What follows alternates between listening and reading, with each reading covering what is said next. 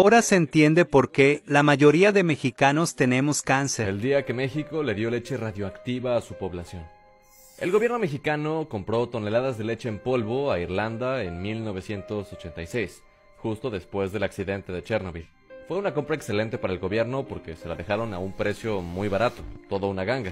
Los altos mandos celebraron los millones de pesos que se podrían quedar ellos, pero había un inconveniente. La Organización Mundial de la Salud advirtió que ciertos productos de Europa podrían estar contaminados con material radioactivo debido al incidente de Chernobyl. Dijo México, ¿qué importa lo que diga la OMS? Y así fue como se decidió continuar con la compra y la distribución de leche a las familias pobres del país, sin importarles el severo riesgo que podría representar. Pero, ¿por qué pasó esto? ¿La leche sí estaba contaminada? ¿Hubo afectaciones a la población? A comprar esa leche pues, para alimentar particularmente a mi hija. Pero resulta que fueron pasando los años y prácticamente a la hora de cumplir los 10 años, discúlpeme, pues empezó la tragedia. Bueno, pues esta infame historia comienza con el horrible accidente nuclear de Chernobyl, donde el 26 de abril de 1986 hubo una liberación de 200 veces más radiación que la producida por las bombas de Hiroshima y Nagasaki juntas, debido a la explosión del núcleo de esa central nuclear.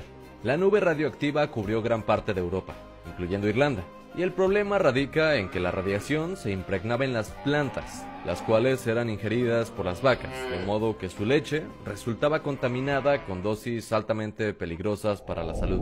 Maliciosamente, las empresas de Irlanda lo sabían, por lo que la ofrecían a países del tercer mundo a precios más baratos. La ofrecieron a Brasil y a Filipinas, quienes rechazaron la oferta. También a Venezuela, pero ellos los mandaron a la chingada. Así que pensaron hasta en regalársela como un tipo de donación caritativa a Ghana, un país africano muy pobre. ¿Y qué crees? Ellos también la rechazaron. Prefirieron seguir padeciendo hambre a correr ese riesgo. Pero entonces el embajador de México en Brasil ya había advertido al gobierno mexicano que la leche en polvo de Irlanda era peligrosa y que no deberían de comprarla. Y bueno, para no hacerte el cuento largo, adivina qué país terminó comprándola para aprovechar el ofertón. Exacto, nuestro lindo y querido México. Los altos mandos mexicanos, ya sea por su ignorancia o su codicia, compraron 80,000 toneladas de leche en polvo y 2,000 de mantequilla entre junio y noviembre de 1986. Una empresa del gobierno mexicano, la Conasupo, fue la encargada de realizar las compras de lácteos a Irlanda, y aún sabiendo que podrían estar contaminados, no hicieron las pruebas. Afortunadamente, una empresa que le compraba leche a Conasupo hizo análisis de esta y encontró que poseía una gran cantidad de elementos radioactivos, 700 becquerelios por kilogramo, cuando la cantidad máxima tolerada internacionalmente es de 375 y la norma mexicana era de 50. Enseguida informó a Conasupo acerca de ello. Eso significa que la leche contenía 14 veces más material radioactivo de lo que las mismas normas mexicanas permiten.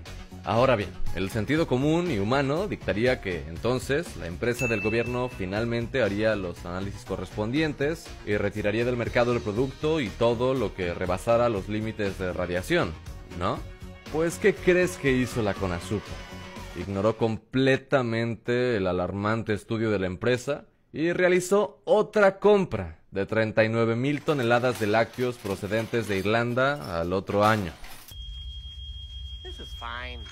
Entre junio del 86 y el abril del 87, se estima que la Conasupo vendió cerca de 80,000 toneladas de leche contaminada a empresas como Nestlé, Santa Clara, Danone y decenas más. Hasta ese entonces no había conocimiento de la atroz negligencia que había en la Conasupo. Pero en marzo del 87, al fin, mandó a hacer pruebas a productos en el mercado. Y efectivamente, encontró niveles muy elevados de material radioactivo.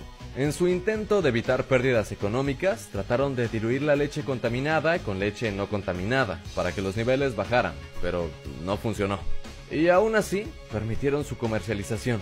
Toda esta historia parece ficción, pero desafortunadamente no lo es. Y si ya estás enojado como yo, pues mira, prepárate, porque hay más. Ese mismo año, el vicealmirante Manuel Rodríguez Gordillo, uno de los pocos buenos de esta historia, se dio cuenta que casi todo un batallón padecía de malestares estomacales.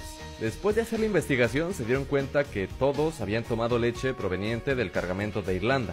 De ahí le pidió a su buen amigo, el físico Miguel Ángel Valdovinos, quien era jefe de laboratorio en la única planta nuclear del país, que le hiciera pruebas a la leche. Los resultados demostraron que la leche contenía estroncio 90, un componente de residuos nucleares, y cesio 137, en cantidades 10 veces superior a lo que un ser humano puede tolerar. Ellos se encargaron de dar a conocer esos terribles datos a los altos mandos del gobierno, pero la corrupción imperó y los mandaron a callar. Los resultados de los análisis misteriosamente desaparecieron de los archivos de la Marina y de la central nuclear. Y al vicealmirante Manuel le fabricaron cargos por el delito de rebelión y traición a la patria. En cambio, al físico Valdovinos lo mandaron a Tlaxcoaque, un supuesto centro de tortura. A pesar de los intentos del gobierno por mantener toda esta infamia en secreto, en 1988 la población ya exigía una investigación a fondo. Fue entonces que la Secretaría de Salud del país aceptó que supuestamente solo 3.000 toneladas de leche sí estaban contaminadas, cuando la cifra real era muchísimo mayor. El presidente Miguel de la Madrid da por cerrado el caso ese año, declarando que aunque contaminada, la dosis de radioactividad que tenía la leche supuestamente no rebasaba las normas establecidas, pero que aún así la devolvería a Irlanda. De esa forma trataba de restarle importancia a esa tragedia, para que el escándalo no afectara a las próximas elecciones presidenciales. Sin embargo, según el periodista Guillermo Zamora, experto investigador en este caso, el cargamento que debió regresar de Veracruz a Irlanda realmente se quedó en Tampico, México, para ser distribuido ilegalmente. La información oficial sobre este caso prácticamente no existe. Todas las agencias gubernamentales se encargaron de deshacerse de las evidencias. Se han hecho investigaciones judiciales, pero no se pudieron deslindar responsabilidades ni castigar a los culpables. Algunos señalan a Raúl Salinas de Gortari, hermano del expresidente Carlos Salinas de Gortari, como uno de los principales responsables, pues él tuvo el cargo de titular de la CONASUPO de 1988 a 1994, pero jamás hubo evidencia suficiente para condenarlo. Se estima que entre 1987 y 1997 aumentó un 300% los casos de cáncer infantil, muy supuestamente directamente relacionado con este incidente. Aunque el desastre de Chernobyl fue a medio mundo de distancia, también tuvo repercusiones en México. Tristemente, el objetivo de la CONASUPO era llevar alimentos básicos a buen precio a la población más pobre, y en cambio, los envenenó. Años después, se le reconoció al vicealmirante Manuel Rodríguez Gordillo y al físico Miguel Ángel Valdovinos como los héroes de este desastre, evitando que millones de personas más resultaran afectadas. Hasta la fecha no hay un registro oficial de los daños a la salud de la población mexicana. Así, una vez más, la impunidad y la corrupción se salieron con la suya. Te pido por favor que compartas este video, no solo para honrar a las víctimas, sino para que la gente tome conciencia y estas cosas no vuelvan a pasar. Después de todo, el pueblo que olvida su historia está condenado a repetirla. Ahora cuéntame, ¿conoces a alguien que haya sido afectado por esta leche? ¿En tu país ha habido algún incidente parecido? ¿Piensas que la justicia debería reabrir el caso? ¿Quiénes crees que fueron los responsables? Déjame tus comentarios aquí abajo. Comenta y comparte si tienes un padre o abuelo que ha fallecido por cáncer.